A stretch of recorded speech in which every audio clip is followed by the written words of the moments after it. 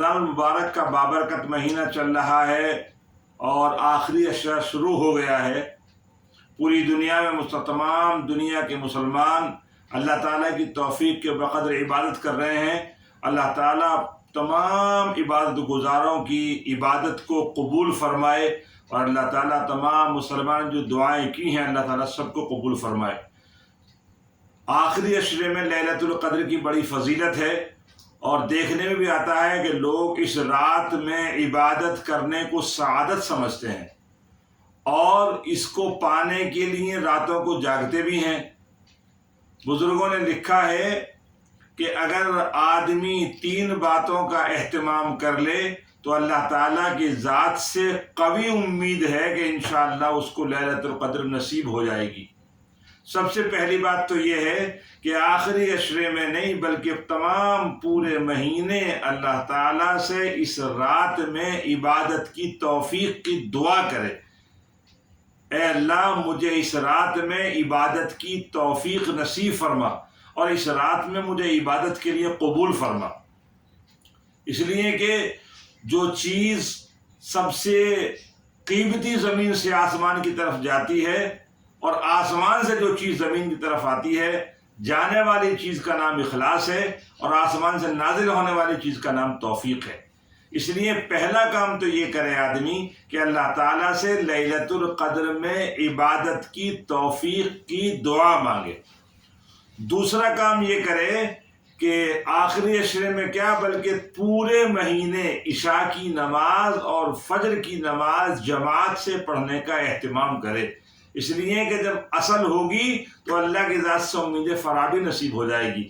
حدیث میں بھی آتا ہے کہ جس نے عشاء کی نماز اور فجر کی نماز جماعت کے ساتھ پڑھی گویا اس نے پوری رات عبادت کی۔ اور تیسری بات جس کا اہتمام کرنا ہے کہ آخری اشرے کی طاق راتوں میں کیا بلکہ آخری اشرے کی تمام راتوں میں اللہ تعالیٰ سے اس امید پر کہ شب قدر کی عبادت کر رہا ہوں عبادت کرنے کا اہتمام کرے۔ اور عبادت کرنے کا اہتمام بھی کیسا؟ جیسا ایک ضرورت مند حاجت مند ایک فقیر آدمی بادشاہ کے دروازے کو کھٹکھٹاتا ہے اس امید پر کہ بادشاہ ضرور بھی اس دروازے کو کھول دے گا اور اللہ قبول فرما لے گا۔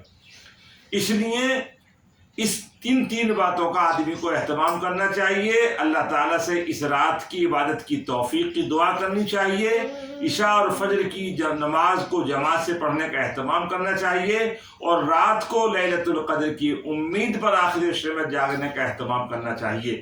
ام عائشہ صدیقہ رضی اللہ تعالیٰ عنہ فرماتی ہیں کہ ترمذی شریف کی روایت ہے کہ میں نے حضور اکرم صلی اللہ علیہ وسلم سے پوچھا تھا کہ اللہ کے رسول صلی اللہ علیہ وسلم اگر میں لیلۃ القدر پاؤں یعنی مجھے وہ رات نصیب ہو جائے جس کو لیلۃ القدر کہتے ہیں تو مجھے کیا دعا کرنی چاہیے؟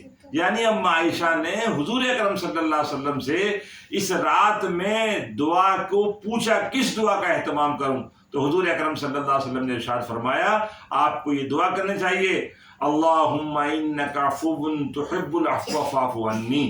اے اللہ آپ معافی کو پسند فرماتے ہیں، آپ معاف کرنے والے ہیں، آپ مجھے بھی معاف فرما دیجئے۔ اللہم انک تحب العفو فاعف عنی یا کریم۔